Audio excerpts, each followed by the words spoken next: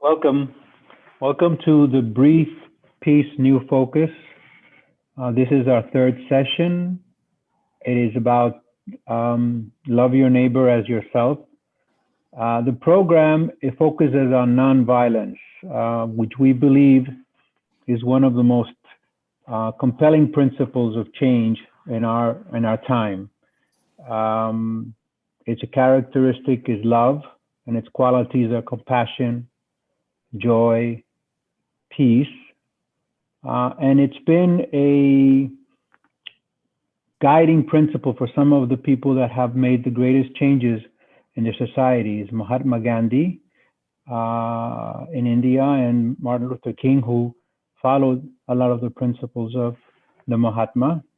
Um, and they were following a principle called ahimsa, a very, very ancient uh, Indian philosophy that was the base of several religions, Buddhism, Hinduism, Jainism.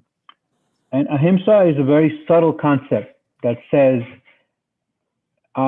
it's a principle of not causing harm to any living thing. That is a statement that is extremely complex, and its translation into the Western world has been nonviolence. But there is another instance of this particular philosophy, and that was by Hippocrates, when his admonition to would-be physicians would be, first, do no harm. That was how they started. So it is a very, very complex subject, and we have some interesting things to talk about that today. Our presentation will be one on this nonviolent principle, and there'll be an interactive segment following it. And then after that, we'll have a guided meditation and a closing performance. We're fortunate today to have Lindy Crescitelli as our presenter. He is a facilitator, a leader in communications and conflict resolution.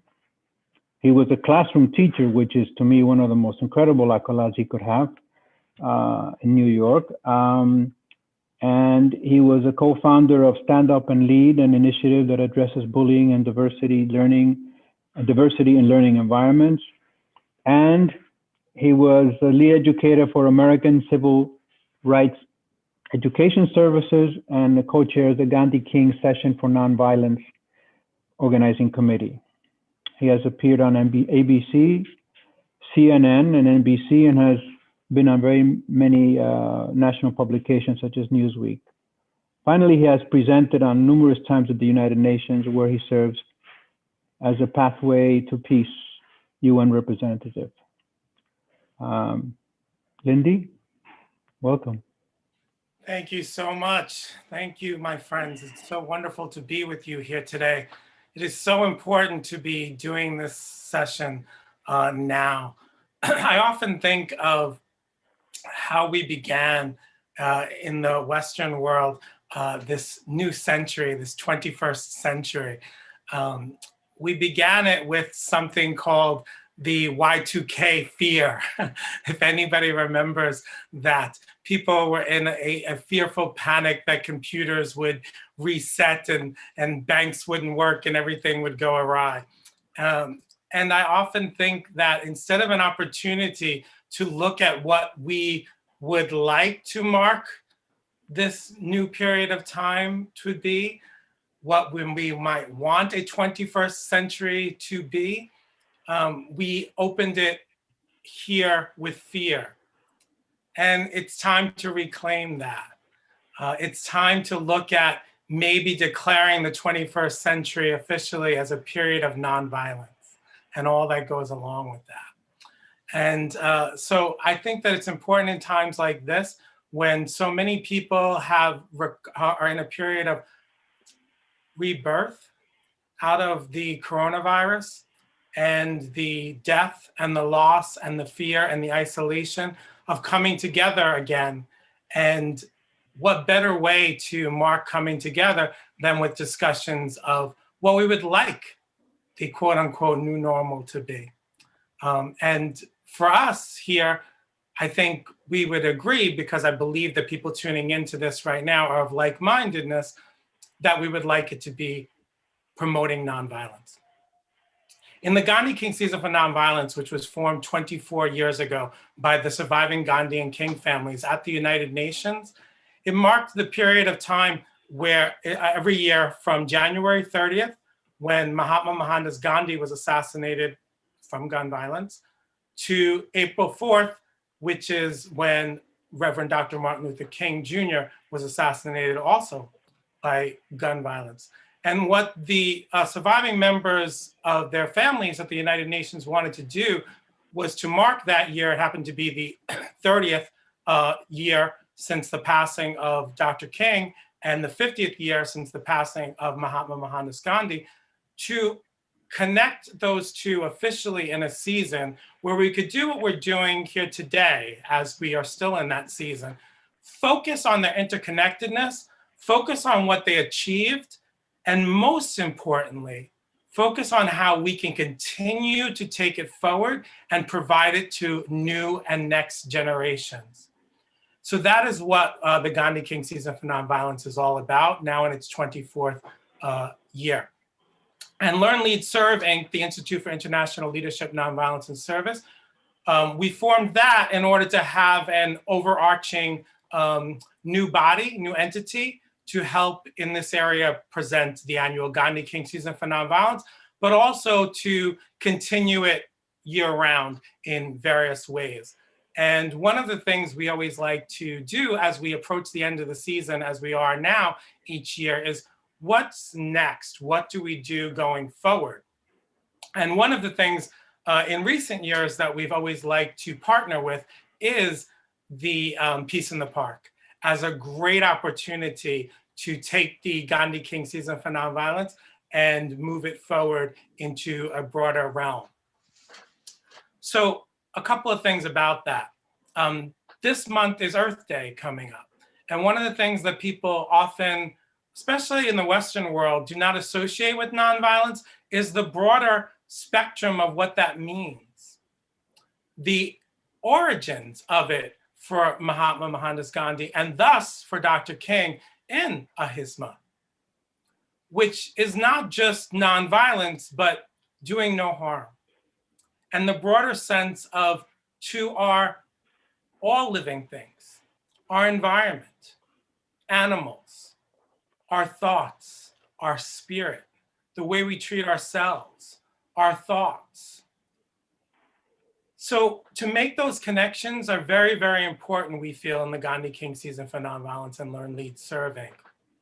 Because unfortunately, what has often been the case, especially in the Western world, growing up as a young male in the Western world, all too often, many of my peers saw Mahatma Gandhi as passive, as even weak.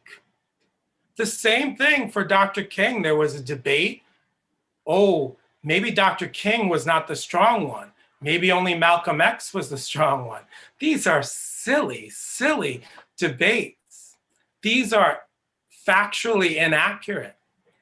And it is very important, if we are going to bring nonviolence into this new century, to take that head on as brothers and sisters in peace, to re-educate. In some cases, to educate from the beginning for some who have no sense of what nonviolence actually is, for some who have no sense of Ahisma. And so we must do that. And so one of our main principles is education. And I thank you for the compliment of being an educator. One of my favorite things was when I first started going to the United Nations as a representative, and people would find out how many years I spent as a classroom teacher. The Eastern world would greet it with such reverence. And often the Western world was like, oh, I'm so sorry, so little money, such a toll. And just that difference is just quite interesting. And it's something that we must learn from each other, as Dr. King learned from Gandhi. Dr. King is the first one who would say, and I know this as former lead educator for American Civil Rights Educational Services, when you go to see his library, his office, in Montgomery. They have preserved it. And one of the most prominent things is the books of Gandhi. And he would be the first one to say, if he did not study Gandhi and the successful nonviolent revolution there, what he did would not have been possible. And therefore, we must continue that learning, that progression from each other, that East and West connection that was so successful. When Dr. King actually visited India with his wife, I believe in 1958, 59, one of the things he marveled at was that because it was a nonviolent revolution, there was such a different way of being amongst the Indian people than if it had been a violent revolution. If it had been a violent revolution, he noted, there would be so much more seeking of vengeance. Who allied the British more? Let's go get them. Who didn't fight hard enough? Who didn't risk their life enough? But there was not that, he noted, that they were able to continue to move forward in a different way because it was a nonviolent revolution. And the strength of nonviolence, to stand up to people with weapons, with your only weapon being a faith in humanity, a faith in higher principles, a faith that if the world sees you standing up together, nonviolently, they will come to your aid. They will stand behind you. There will be a call to the better nature of more human beings, of our interconnectedness. And people think that's naive today. And yet it's so. It's just not taught. The nonviolent revolution in India was real. And yet in history classes, we often teach more about war, which battle, which weapons, which ships, which tanks, as opposed to spending some time on nonviolent revolution, that you could overcome oppression and gain self-rule by presenting the nonviolent principles to the world and having the world rally behind you and stand with you. And it was successful. Similarly, there has been a lot of attempts at what, for lack of a better term in the West, they call racial justice. But one of the most successful movements was Dr. King's nonviolent one. And yet people still go, how do we keep getting more justice? Well, maybe look to what worked. That revolution was successful. They wanted the signs that said, whites only to come down. They had very specific goals. Those signs are down. They wanted lunch counters to be able to be integrated. Lunch counters are integrated. They wanted people of different skin colors to be able to travel interstate together without being arrested. That has been achieved. And a lot of their other goals were actually achieved non-violently. Those people, because many of them are still alive, they are older senior citizens, but they are still alive. In the Gandhi King Season for Nonviolence, we bring a lot of those veterans of that nonviolent movement together each year to speak as keynote speakers. And for young people, it's like, wow, it's real. They really were abused at a lunch counter and they didn't physically fight back. And people from all around the world and the rest of the country came to join their marches and they won. And so that's so important to break this, especially what's prominent in different parts of the world right now, this stereotype that nonviolence is weakness, that nonviolence is passivity, when it requires such active strength that you must have your mind set to it, your heart set to it, yourself set to it, and be willing to stand up and face violence with love. I offer people to look at Ahisma, to look at what Gandhi's principles of nonviolence are considered, and to look at what is considered the 6 principles of nonviolence of Dr. King. And I just want to begin to end my remarks with some of those principles. Principle 1, nonviolence is a way of life for courageous people. We should state that over and over and over again. Those quotes at the beginning of this session were so beautiful. And we must borrow those. We must borrow those to promote them out there. It is active. Principle 2, nonviolence seeks to win friendship and understanding. Principle 3, nonviolence seeks to defeat injustice, not people, meaning not revenge. Revenge is a pointless energy. And they often point out that those that hurt people often were hurt themselves. And I would add to that in this month of Earth Day, those that hurt the environment, hurt animals, as an anthropologist and sociologist, so many studies prove that those people are on a path to hurt other people. We must intervene when young people are hurting animals or doing destructive things to the environment. In the Stand Up and Lead program, one of the things we often would say is that a young person will do horrible graffiti, sometimes slurs, sometimes really hateful remarks, if they're not feeling connected to their community, to their environment, if they're not feeling loved. But when you get them into programs and they feel connected and they feel loved, that graffiti, that hatefulness often will turn to beautiful art and to cleaning up parks and to helping to preserve the environment and to doing loving acts. So we must seek to connect that way.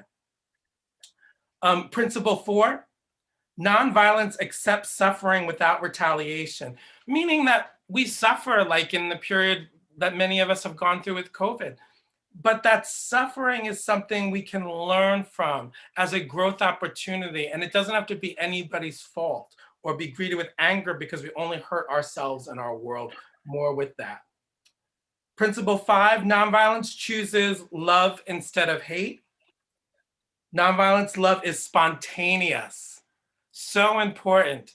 I remember when Oprah Winfrey started random acts of kindness, when there was those random acts of violence, that was met with a movement of random acts of kindness. That is the type of thing that we together want to take on and continue. And finally, principle 6, nonviolence believes that the universe is on the side of justice. And that really brings us to faith. Faith in humanity, faith in each other. And that is so much easier when we have interconnected organizations. In the NPO world, when I became a Pathways to Peace representative at the United Nations, it was so interesting to find all the organizations that were willing to work together. And to be honest, some that were more into being their island. And the most successful nonprofit organizations, non-governmental organizations, are those like what we try to do, are the ones that are interconnected, that are always willing to share the platform, that are always willing to look for connections and work together. And that must be encouraged at events like this. So I wish everyone a very happy Earth Day month, which shouldn't just be a day, Earth Day month. And as we conclude this season for nonviolence this year, I would love us to take these lessons forward of educating those who do not know with love and knowledge so that we may create this century to be one of a period of nonviolence like we have not seen before. Thank you.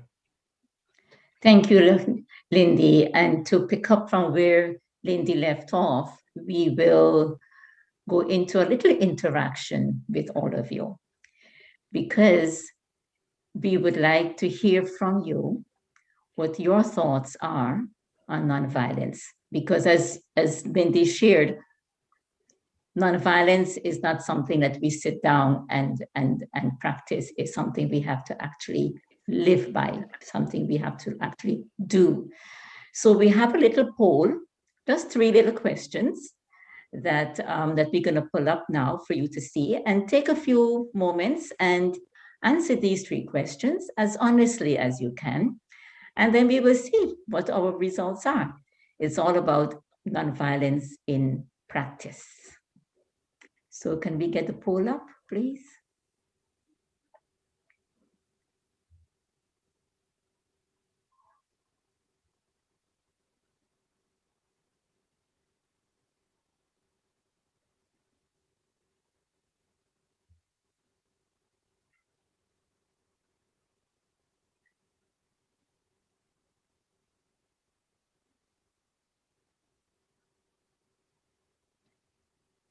Not seeing it yet. Are you all seeing the poll? Oh, why don't I have the advantage of seeing the poll? I guess maybe, okay. Maybe when you finish answering, you can raise your hand so I know, because I can't see it. Okay, thank you.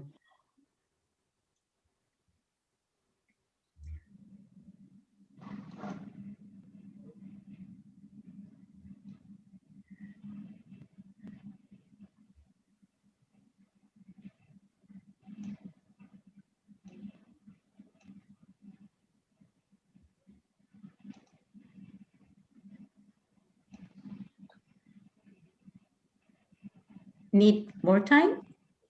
You're done? Yes?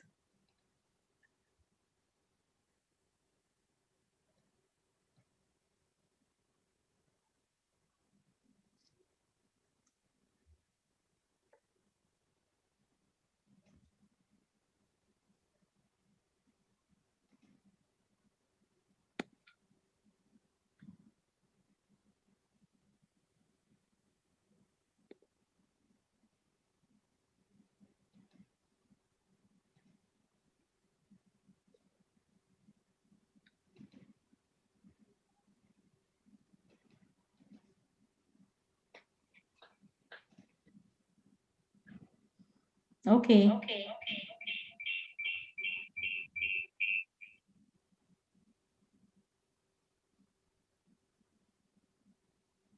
Was there a timer? I think we can 1 need to minute. pause now. And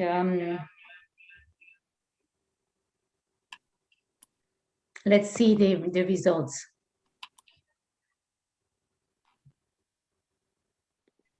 I think it's because I had opened the, I'm using a different computer, so I'm logged in on another one. So I'm not able to see the results. Can maybe somebody share with me the results? Tony, can you share with me the results?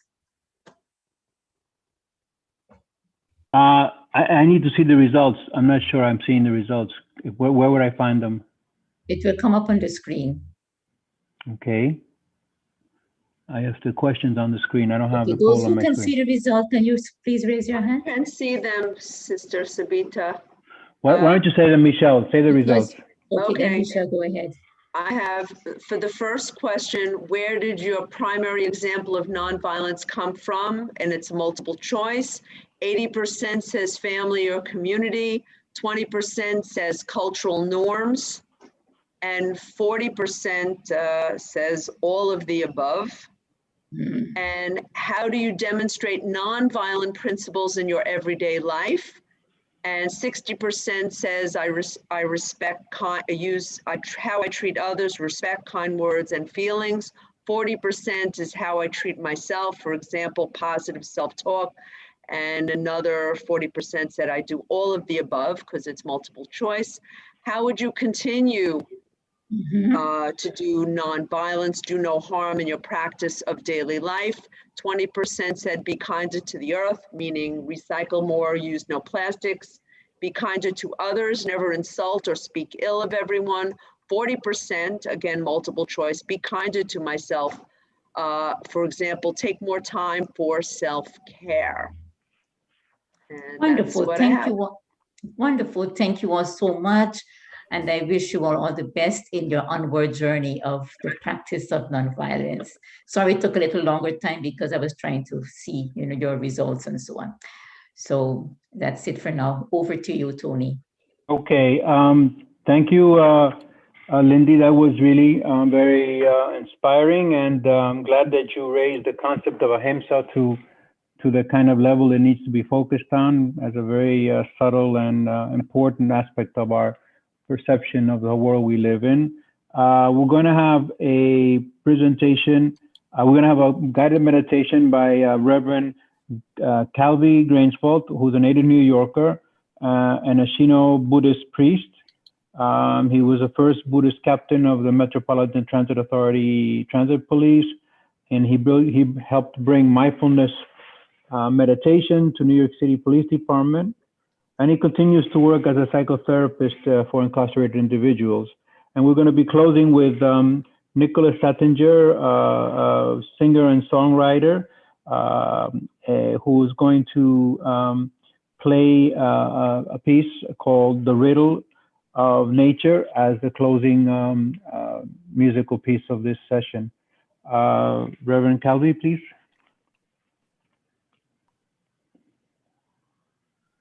So thank you so much. Really appreciate being able to be here. I'm not sure how strong my internet signal is here. So I just wanted to really quickly, yes, okay, thank you. We'll roll with that.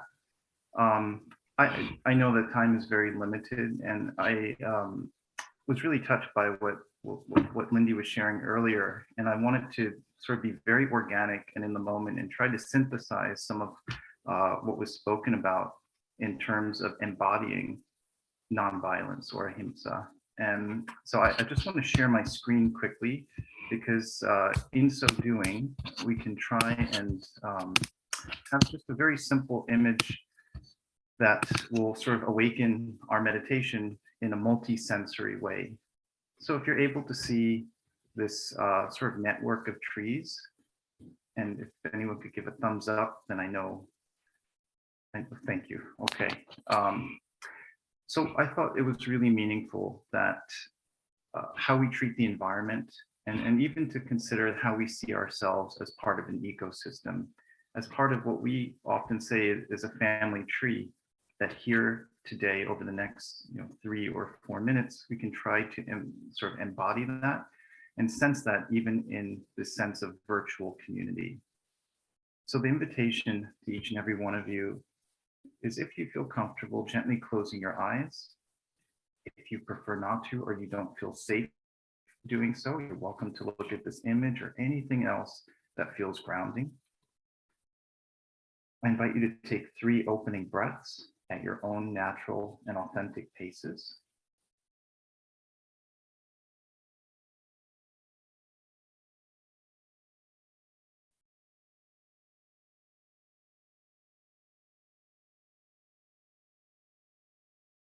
And as you're doing that, take a few moments to slow things down, to notice that not only nonviolence, but peace is put together by narratives, that the universe is not just made of atoms, it is also made of stories. And if you are here at this moment, listening to this and being present, then you are co-scripting a narrative of peace, presence, and community. I invite you then to really notice the narrative then of your bodies, becoming aware of the act of sitting. And so really feeling that in a sensory way, even the climate of the room, how it feels on your skin.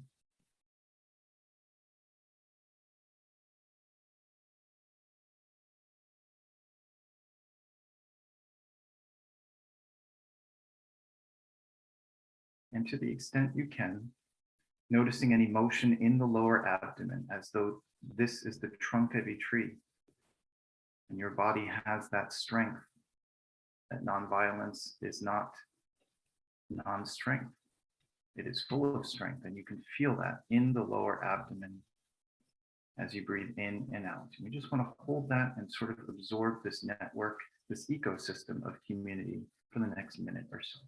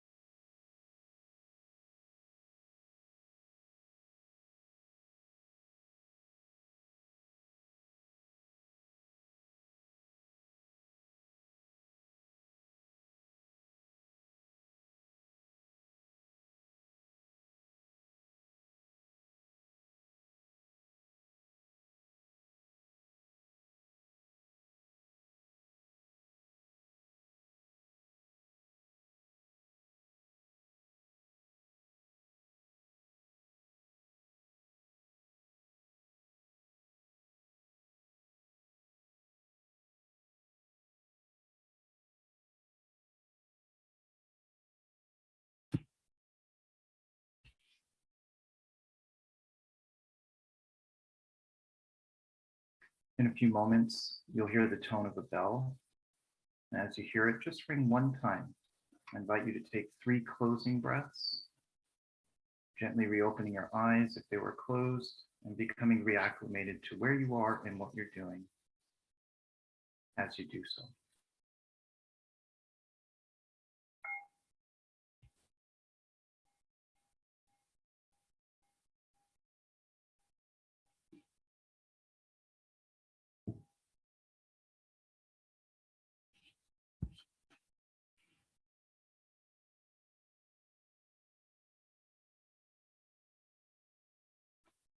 It's just a small droplet of time that we spent together in meditation, or whatever way that you experience this sense of community.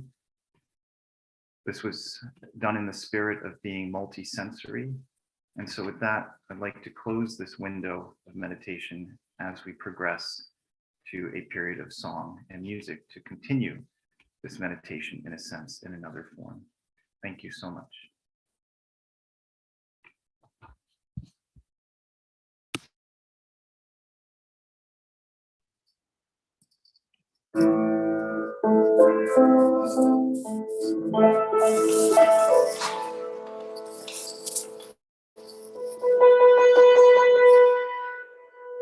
Just imagine a woman.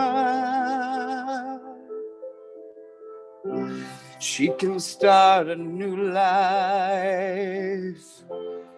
She nurtures the children. She will be no man's wife.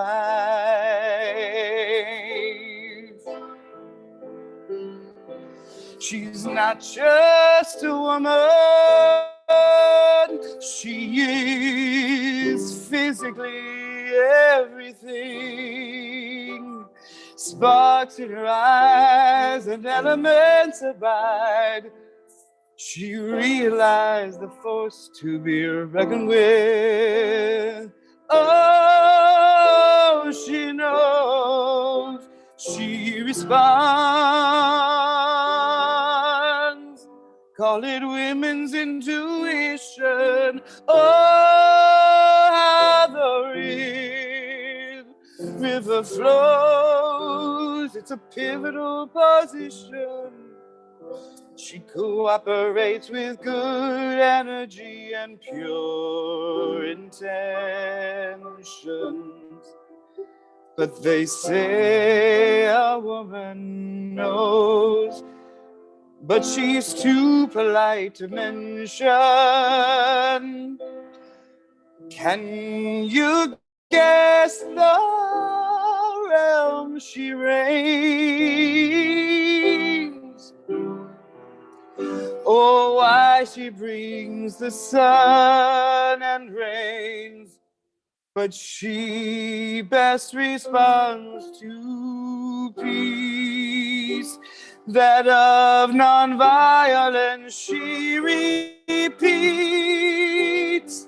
Oh, she grows, sees beyond.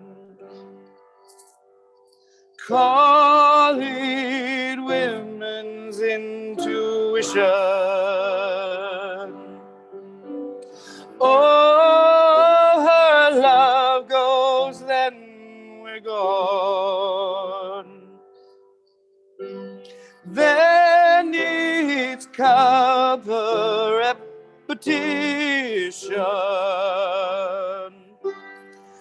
All of our abuses, she has been degraded, selfishly ruined, to test how long she'll make it.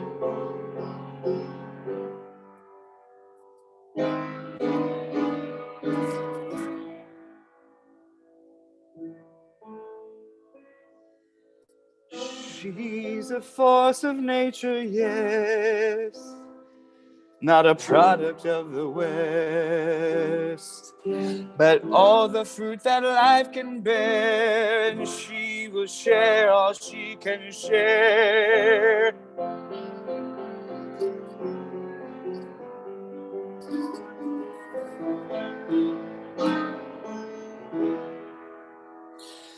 Though the she of which we speak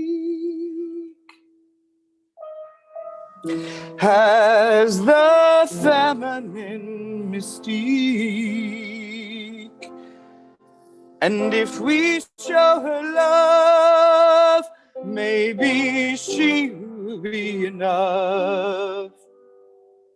Oh, she knows, she responds. Call it women's intuition. Oh, she'll be here after dawn. There's only one decision. Oh, who knows when we're gone? It's a pivotal position. She'll keep revolving the stars. Call it women's intuition.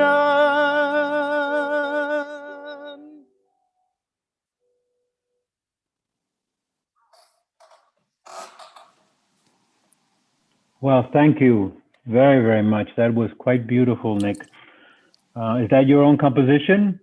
Yes. Oh, I thought so. It was beautiful. Thank you Is there- very much. This is a premiere. We're the first ones hearing this, right? Great. Yeah. Yes, thank you. Also, Lindy, thank you very much for reminding us that the issues of nonviolence as a tools for change are still relevant in today's world, and still very, very needed and appropriate. And Reverend Qalvy, thank you for the meditation commentary that kind of brought us back to some sort of central understanding of where we need to be. Thank you all. This has been really an extraordinary session. I'm really glad that I was privileged to be coordinating it. Thank you, Savita, for asking me to do this. This is great coming back from an experience I just came from. Our next session will be on kindness, something that we all need a lot of. I don't think we ever have too much kindness. So the expression "killing me with kindness" is really inappropriate. So, and that's going to be done by Lyle Benjamin, who is part of the Acts of Kindness organization. That will be next on the first Friday of the month, as is the custom of this particular program. So if you enjoyed this program or any of the other ones, please join us next month for the other one. And thank you all very much for attending. This has been a really nice turnout. There are over 30 people, and we appreciate everybody's interest. Thank you, and very much, and all have a very good, peaceful, and thoughtful weekend based on the discussions we just had.